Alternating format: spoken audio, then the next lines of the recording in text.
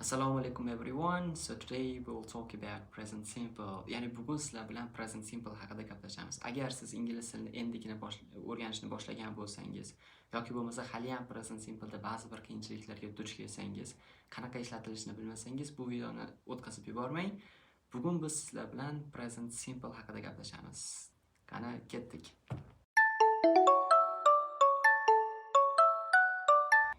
Okay, demak, present simple nima? Present simple bu o'zbek tiliga hozirgi oddiy zamon deb tarjima qilinadi. Hamda odatga aylangan yoki bo'lmasa takror bajariladigan ish harakatlarga nisbatan ishlatiladi. Va u quyidagi holatda yasaladi: subject plus verb, fe'limiz shakllariga esa s yoki es qo'shimchalarini qo'shish orqali yasaladi. Demak, s es qo'shimchalari qachon qo'shiladi degan tabiiy savol tug'ilishi mumkin. Ingliz tilini oladigan bo'lsak, ingliz tilida xuddi o'zbek tilidagi kabi olmosh shakllari bor, kishilik olmosh shakllari va bular I, you, he, she, it, we, you, they ga bo'linadi. Hamda bu olmoshlarning ichidan faqatgina o'sha he, she, it ga nisbatan biz fe'l shakllarida present simple ishlatayotgan paytimizda s va es qo'shimchalarini qo'shish orqali yasaymiz. Demak, qanaqa bo'ladi? Aytaylik, he lives, she works, she uses, it barks. Mana shunaqa holatlarda demak present simple s va es qo'shimchalari orqali hosil qilinadi. S va es qo'shimchalari qo'shiladi. Demak, present simple ni biz qanaqa holatlarda ishlatamiz? Birinchi navbatda yuqorida aytib o'tganimdek, odatga aylangan yoki takror bajariladigan ish harakatlariga nisbatan ishlatamiz. Quyidagi holatlarni ko'rib chiqishimiz mumkin. Demak, every morning I get up at 7 a.m.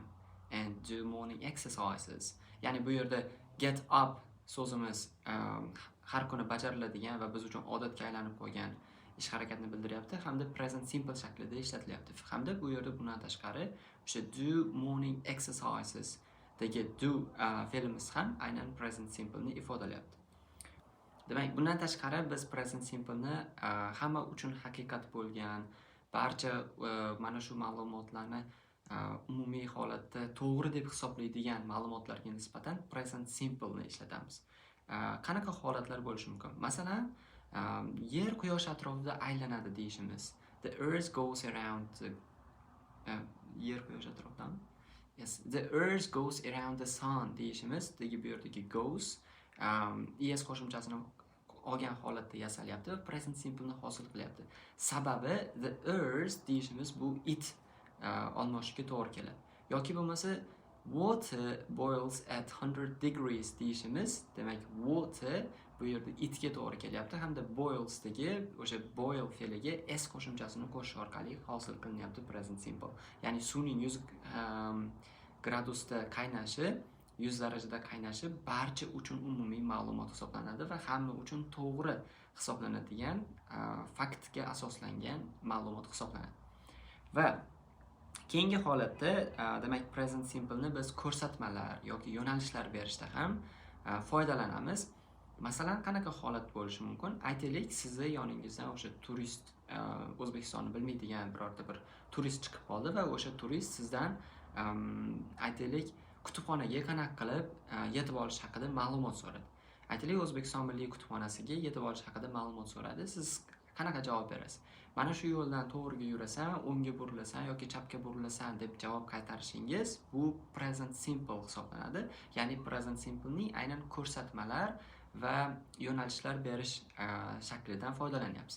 Aytaylik, go straight on this way and turn right deyishimiz, ya'ni turn right deyishimiz, mana shu yerdan to'g'riga yurasan va o'ngga burilasan deyishimiz yo'nalish berish hisoblanadi. Yoki bundan tashqari ko'rsatmalarni yana quyidagi holatlarda ham ko'rishimiz mumkin.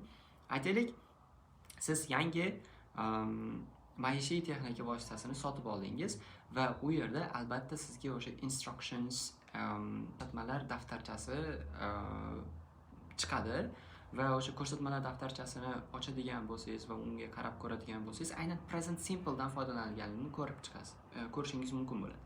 Masalan, take the remote controller first and turn on the TV deydigan bo'lsa, ya'ni birinchi bo'lib pultni olasan va televizorni yoqasan deyishdagi o'sha turn on deyishimiz bu aynan present simple hisoblanadi va ko'rsatma berayotganligidan darak beradi.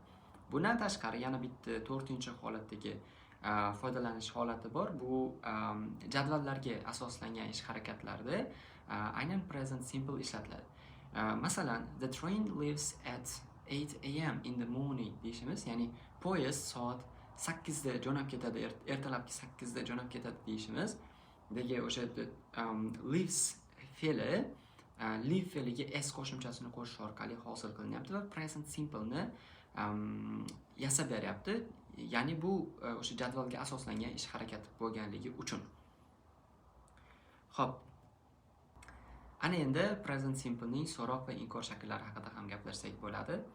Demak, present simple ning so'roq shakli qanaqa holatda yasaladi? Present simple ning so'roq shakli do va does yordamchi fe'llarini egadan oldinga chiqarish orqali hosil qilamiz. Masalan, does the train leave at 8 a.m. in the morning? Ya'ni poyezd ertalabki soat 8 da jo'nab ketadimi? Ya'ni biz o'sha the train leaves at 8 a.m. degan gapimizdagi o'sha leaves dagi s qo'shimchamiz does ga qo'shilib ketyapti va o'zining asl holatiga qaytib qolyapti. Mana shu narsaga e'tiborliroq bo'lishingizni so'rab qolardim.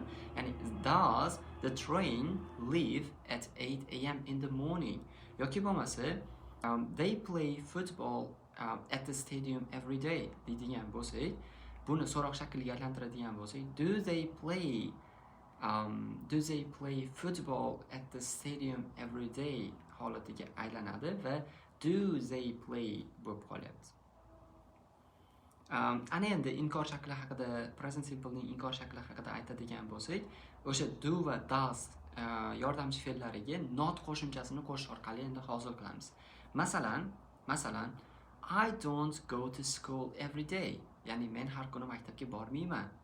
Bu yerda o'sha don't holiga aylanyapti. Yoki bo'lmasa she doesn't eat chocolate. Ya'ni u shokolad yemaydi. She doesn't eat. Agar buni so'roqqa oddiy o'sha darak gapga aylantiradigan bo'lsak, she eats chocolate every day yoki every morning. Ya'ni u har kuni ertalab shokolad yeydi holiga aylanadi. Xo'p, ana endi present simple da ishlatiladigan time phrases yoki sodda qilib aytganimizda keywords, ya'ni kalit so'zlar haqida gaplashamiz. Xo'p, present simple da kalit so'zlar yoki time phrases, time adverbs, payt-ravishlari qanaqa holatda bo'ladi va ular o'zi qaysilar aynan present simple ning payt-ravishlari hisoblanadi? Shu haqida gaplashaylik. Demak, dastavval every ni ko'rib chiqishimiz kerak. Sababi every bilan boshlanadigan juda ham ko'p payt-ravishlar hosil bo'ladi. Masalan, every day, every week, every month, every year, ya'ni every bilan ketaveradi. Va hafta kunlari ham, masalan, every Monday, every Tuesday, xuddi shunaqa holatda ham hosil qilinadi. Aytaylik, I go to the swimming pool every Tuesday. Ya'ni men har seshanba kuni suzish havzasiga boraman. Bundan tashqari sometimes ba'zida degan, often tez, usually odatda, always har doim va never hech qachon kabi payt-ravishlarimiz ham aynan present simple ning maxsus kalit so'zlari hisoblanadi. Ya'ni bu payt-ravishlari keladigan gaplarimiz asosan, e'tibor bering, asosan deb aytyapman, har doim ham emas, asosan present simple ni hosil qilib kelgan bo'ladi. Masalan, she always wakes up early. Ya'ni u har doim vaqtli uyg'onadi. They usually play football. Ular odatda futbol o'ynaydi. We often go to the park. Biz tez parkka borib turamiz. He sometimes watches movies. U ba'zida kino ko'radi. Va eng so'nggisi va diqqatingizni qaratmoqchi bo'lgan payt-ravishim bu never hisoblanadi. Demak, never hech qachon degani va never ishlatilgan gap hech qachon inkor holatda bo'lmaydi. Gapni tarjima qilganimizda va gapning ma'nosi inkor holatda turgan bo'lsa ham, biz never ishlatilgan gapda hech qachon notli forma ishlata olmaymiz, esingizdan chiqmasin. Masalan, she never drinks coffee. U hech qachon kofe ichmaydi. Bu yerda e'tibor qilayotgan bo'lsangiz, biz she doesn't never drink coffee deb aytmayapmiz. Mana shu narsaga juda ham e'tiborli bo'lishingizni so'ragan bo'lardim. She never drinks coffee holatidagi gapimiz to'g'ri gap hisoblanadi. Demak, bugungi o'sha present simple haqida o'rganishimiz kerak bo'lgan ma'lumotlar aynan mana shulardan iborat edi. So I'm going to give you a home task va sizga uy vazifa bermoqchiman. Bu o'sha sizni har kunlik qiladigan daily rutiningiz haqida bo'ladi. Aynan daily routine, ya'ni bizni kundalik qiladigan ishlarimiz present simple da ishlatiladi va o'sha present simple ga, o'sha daily rutiningizga kommentariyada 5 tadan present simple dan foydalangan holatda gap tuzib yozishingizni so'rab qolardim va bu gaplarni men albatta tekshirib beraman. Bundan tashqari, write 3 statements describing the activity using present simple and try to use time phrases that we learned. Ya'ni o'zingiz haqingizda o'sha present simple dan ishlatgan holatda o'zingiz bajaradigan activitylarga 3 ta misol yozishingiz kerak bo'ladi va bu misollarda albatta kalit so'zlar, ya'ni payt-ravishlarini ishlatish esingizdan chiqmasin. Va video so'ngida mashq bor va mana shu mashqni bajarishingizni ham so'rardim. Demak, bu yerda o'sha conversation berilgan, ya'ni muloqot ikki kishi o'rtasidagi dialog berilgan va bu dialogdagi fe'llarni siz o'rniga qo'yib chiqishingiz kerak bo'ladi. Javoblarni kommentariyada yozib qoldiring. Men albatta bularni tekshirib, sizga javobini qanchalik to'g'ri yoki qanchalik noto'g'ri bajarganingizni aytib o'taman. Keyingi mavzularda ko'rishguncha salomat bo'ling. Video yoqqan bo'lsa like bosish, thumb up qilish va subscribe qilish esingizdan chiqmasin. Bu videoni juda ko'proq kishiga yetib borishiga xizmat qiladi. Okay, goodbye.